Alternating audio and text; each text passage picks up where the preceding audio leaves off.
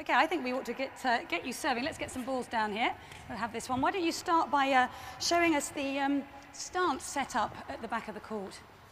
On the serve, it's very important, obviously, that you're warmed up, because you need your shoulders, you need your elbows, you need your knees. So I would always start quite slow, just with the technique, that you get the technique right, and the legs and the footwork isn't yet the strongest. But I would do 3-4 serves just to see where the sun is, or where the light is, and the roof and everything, just to get a better feel for the environment. And the more comfortable I would feel, the harder I would go.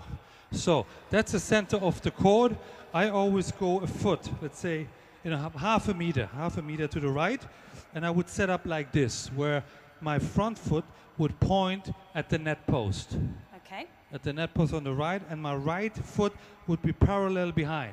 I never liked it like this, because I felt like I would twist my back too much, and I wouldn't like it like this, where I didn't have an angle as well. So I would like to be parallel, and then everybody has to find their positioning. A little bit like when you set up for a golf shot, you also want to get your position first, and then you're ready. The same thing with the serve. You want to get your position right where you're comfortable, because you have to repeat that motion thousands and thousands of times.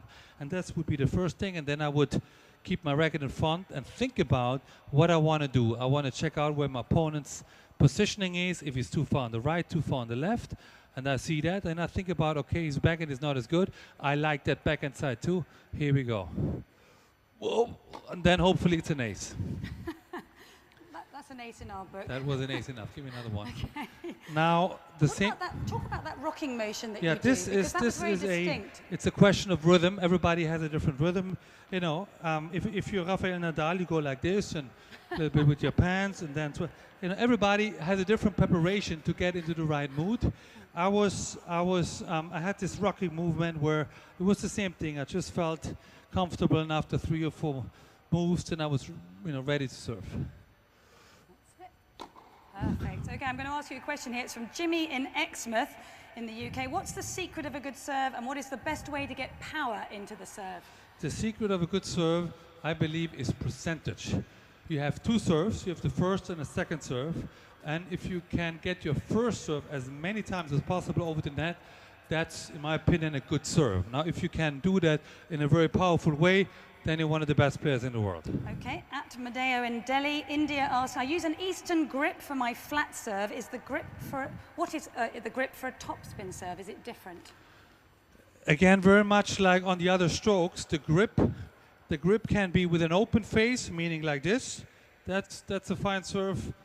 Or you close a little bit, but again, the good servers use their wrist, meaning they would, at the end, just before they hit the ball, they would use the wrist for the topspin.